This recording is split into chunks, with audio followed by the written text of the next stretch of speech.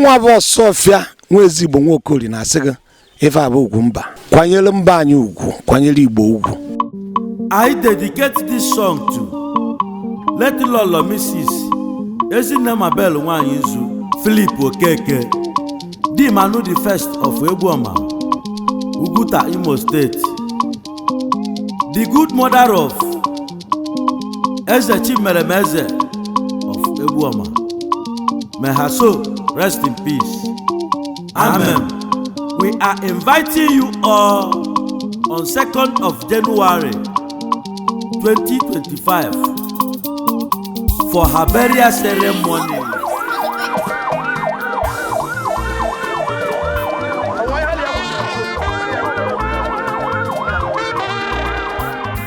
Otu ihe anyị dị na-agba mbọ na amụ ụmụaka na-azụ ụmụaka na-ata afụfụ na-azụ ha ka ha bụrụ mmadụ bụ ka anyị nwee hụ ndị ga-ene anyị nka. Ya mere ọ na-abụ nwoke ma ọ bụ nwaanyị bicha nnọọ ogologo ndụ wee ruo mgbe ọ ga-ana. Ọ bụrụ onye ritara ihe ụmụaka ya, o buru ngozi niile bukwasị ha, jiri ọṅụ wee na mmụọ dịka Isaac. Maka na Isaac richara ihe esiri ya, ọ sịrị ịsọ ya ga-awetara ya ihe ya ka ya rie. Jacob wee jiri aghụghọ mara na onye rijuru afọ abụọ na mmụọ, o buru ọchị na-ana wee siere nwoke ihe. Isaac wee rijuo afọ wee nye ngozi pụrụ iche. Ya mere n'ụbọchị tata ị ga-esoro anyị ka anyị gaa n'obodo Egbuoma dị n'Imo steeti na mpaghara Uguta, bụ ebe Ezechimeremeze gwara mama ya eniri ya ma nye ya akwamozu nke pụrụ iche. Ya bụ nwaanyị kara nka, ya bụ nwaanyị biri ndụ ọfụma. Etu a ka ọ na-abụ ndị Igbo bichaa ya asị na nke a bụ celebration of life. Ma gị mata na ọ bụ befitting life tọtara befitting burial. Ya bụrụ ọ bụrụ na ime nweghị etu isi nye nne na nna gị mgbe ha dị ndụ, ịkpọ Ugwumba TV ayapụta ebe ahụ akwa gị mụ.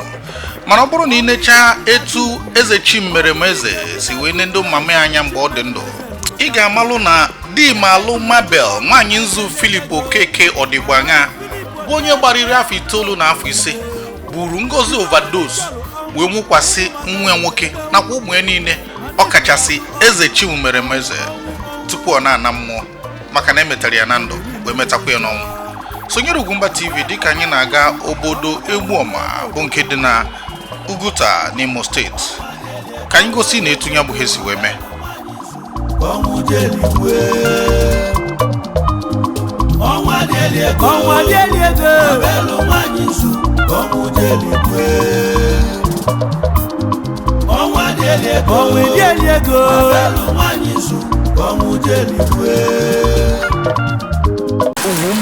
Nne m Mabel nwaanyị nzu Philip Ọdịgbanya abụdo onye ụdị mkpa ahụ maka na onye ọbụla ma ya. Nne m bụ ezigbo mmadụ. Obodo gbakọkwara aka chie nne m echichi, mana chọọchị mana omenala. Nne m bụ ezigbo nwaanyị, bụ ezinne, bụrụkwa di ma alụ. Nna m mekatara sị ya na nne m abụrụla nwoke, ọ bụ nwadị nwaanyị. O bichijiri ezinụlọ ya asị nwoke nwe ezinụlọ, mana ihe niile bụ ihe nwoke na-emere ezinụlọ nne m na-eme.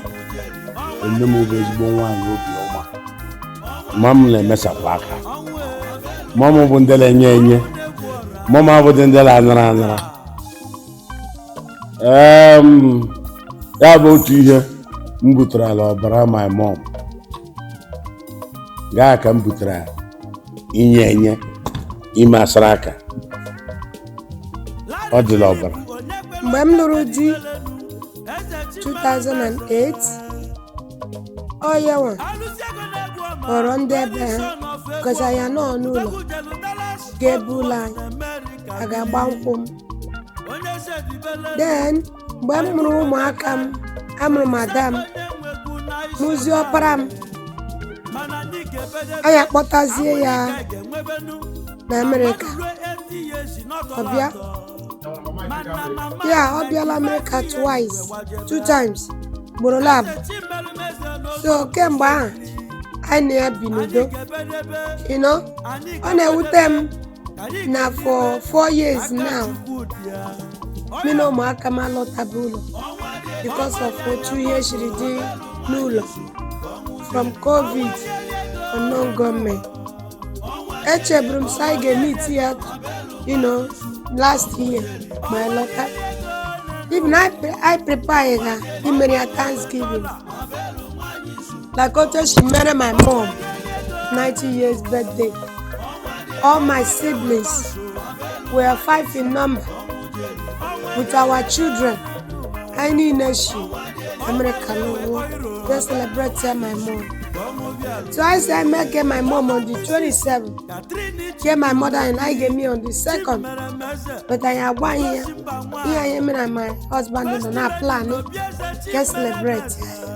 I walk on the mother can be a but how will you with that?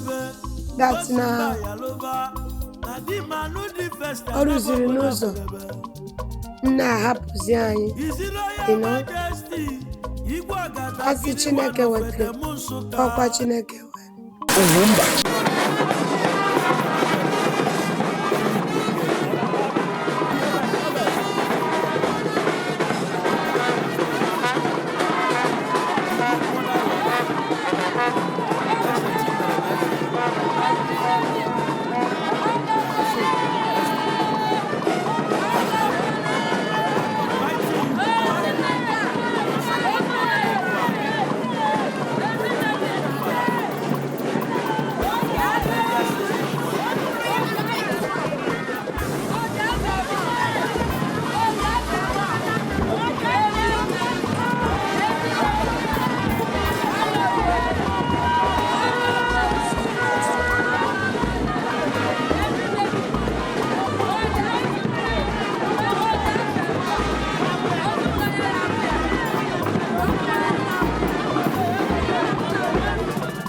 Ọ na-eme ọkpọkọrọ ụmụaka ochie kere ha ọkpọkọrọ ụmụ nwaanyị ya bụ onye isi ụmụ nwaanyị dị maalụ bụ onye isi ụmụ nwaanyị ụmụnna bụ ihe ya bụ the oldest ọ na-emere ụmụ nwaanyị ụmụnna bụ ihe ọ nọkọtakwa oke ọnọkọtakwa ochie onye ọbụla erie a na-achụ ya abịa ọ pụta afọ ha anya ma ụfọdụ ha chọrọ ya bịa ebi ya na ha bịakwa obukọ mmanya debe n'obi ya maka o nwere obi ya ha erie ha aṅụọ ọ na-azụkwa akwa ekere ha mgbe ụfọdụ emebe ememe omenala maka o na-eme emume ọ bụ onye na-eme mgbe ọgwụla ọ bụrụ na ọ mpụtara ihe ndị mmadụ ahụ mgbe ọbụla ọ pụtara onye ọbụla na-apụtara igwe ma mọm bụ onye udo bụ onye na-emeji okwu ụmụ nwanyị nwoke iburu nwaanyị na-enwesị nsogbu n'ezinụlọ ma mọm bụ onye mmezi okwu ebe ahụ o si n'ọkwụrụ ameghi ọwụ the oldest ọ na-emere ha peace ọ na-esiri ha oriri onwedị ihe obodo na-eme ọ dịghị eme akwụkwanye ka ọnwụ ya ji gbute ndị mmadụ ọtụtụ ehi ọ nwụrụ ọ dị ndị be ha ka eluigwe dakwasịrị elu ala.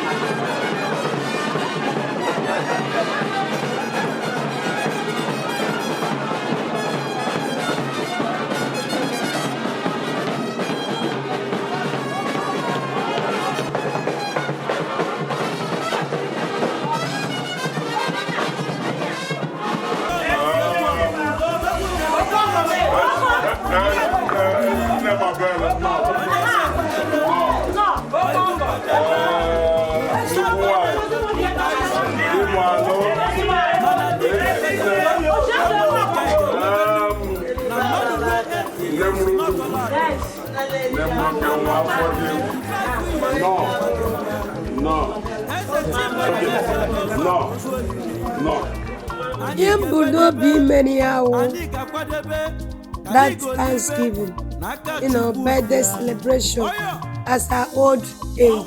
I know that's not for Abota, Obru, Maka, Omada, Ndebe. That time, Maka Malota, but my husband in a bigger way, but at least he celebrated her very well. But at least, Chogawu, Camino Maka, Lota, Kuno, and I celebrate her, but I work on her that way, always in different form. But well, I thank God for Karanka. At least I'm back. Make it care of her. Make it show sorry I come away. I will come with your return. I will take care of her. I take care of her. I'm balling Giga here. They were balling Giga.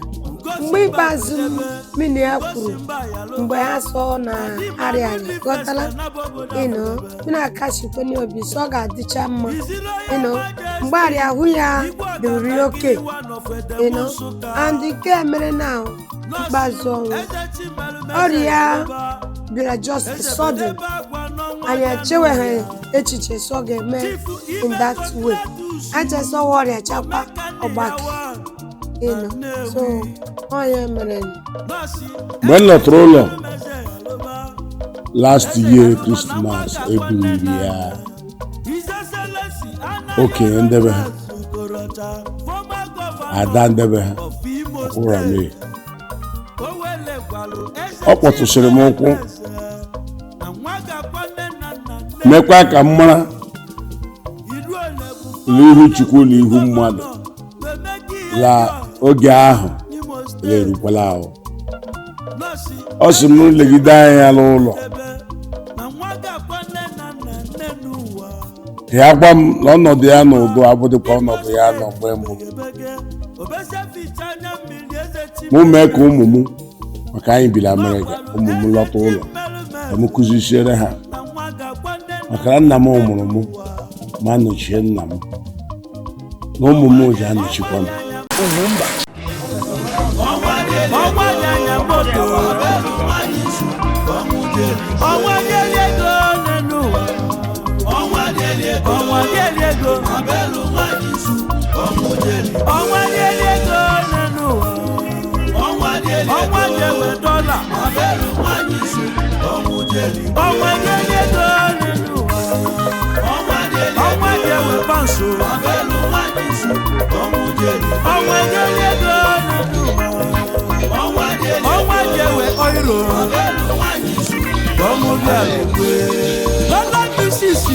Trinity do maybe Ezechimeremeze Ugoshimba nwanyị First lady no bieze Ezechimeremeze Di manu di second one of UGWUMBA Ugoshimba bedebe Ugoshimba yalova Na di manu di first na bobo na fudebe His Royal Majesty Igwe Agadagiri one of Edemunsuka Nọọsì Ezechimeremeze yalova Ezebedeba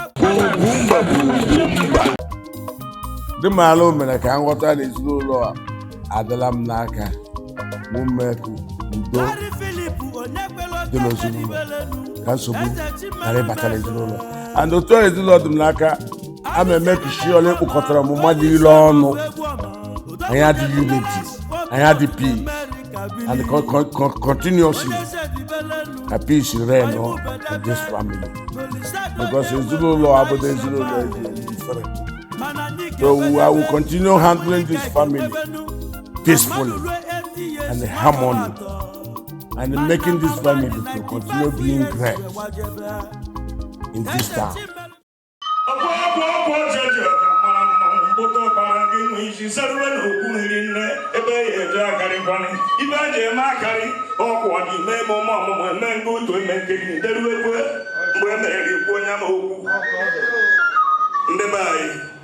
Ewe mmụta nwaanyị toro ogo nwee ezigbo agwa nụrụ ezigbo nwaanyị mana ọ nwere sọsọ one side o si n'afịa and ọ na-ewute m. My brother kemgbe m ji nwaanyị ka m ogo kwa mbọsị na-agwa nwunye m okwu iche na m na-ekpere Chineke ebe m na-asị my own wife m ji ego m nụta nne m ohe ego ịnọ ebe by the side na-eche mmechi na m na-anata oriri biko my lord bishop etorogo m nnata oriri onye na-awụ ego odogwu biko nwunye gị ọka na-atụ ime ka m bịa ụbọchị na ana m edobe isi na ọchịchị Buhari ga Tinubu ka mmadụ na-awụ ụdị ego Chineke kọndọkta agbakwa m ọnụ ha ebe ndị na mụ na gị nwe chairman mgbe gbagoro ụdị ha anyị mere bifo ichie ihe mba biko nwunye gị ga na-atụ ime bịa kpọrọ na ana m edobe isi Bishop, gị ka m na-agwa na emekọtara m sọ dị ka m na-ahapụ ụka.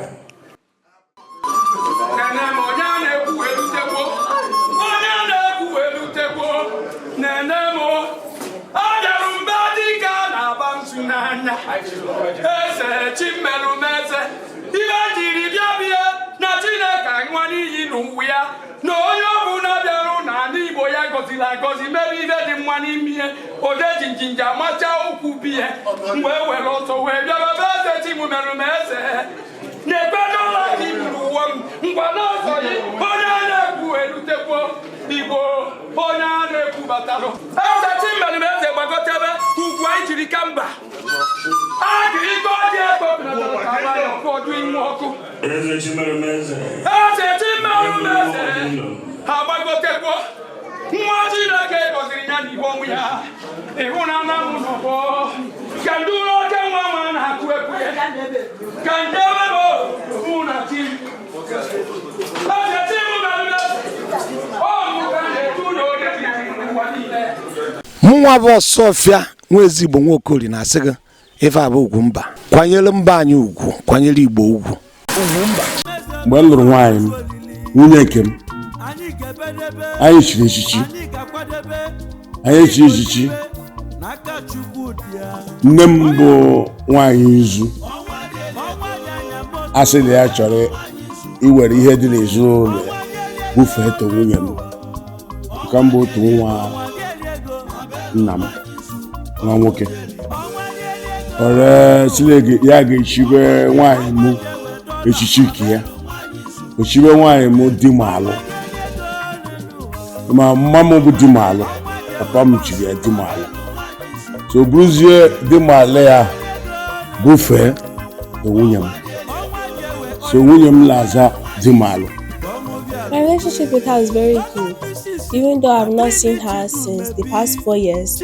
But after I left, the last time I seen her has been very good. She was healthy, she was fine, she's a really good woman. She takes care of us, she loves us, we love her back. My relationship with her is very good. It's just that it's very sad to see her go even after not seeing her for a very long time. Yeah, she was very kind, she was very welcoming.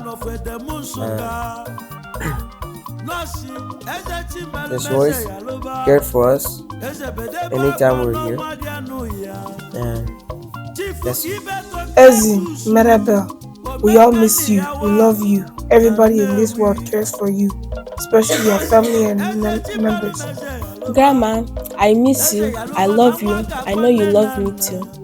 And it's sad to see you go, but bye-bye. Grandma, bye. We'll miss you, we love you. I'll never forget how welcoming you were to me and all of us. Bye. Yeah, Kamasia. Major Trio. And my Bokarian neck. Why is you? Di malo. And Masia Campolopia Anandokwa. Amen. Yala Koma Obale Ekelekam Chuku Nisia Nanisindo Dwere Mahapai Yala Koma Yababa nne m ezigbo nne m fụrụla anya dị m alụ ama ekele gị ka o mechie ije ọma mgbe oge m ruo anyị ga-afụkwa ebe ahụ laalụ udo in Jesus' name. Amen.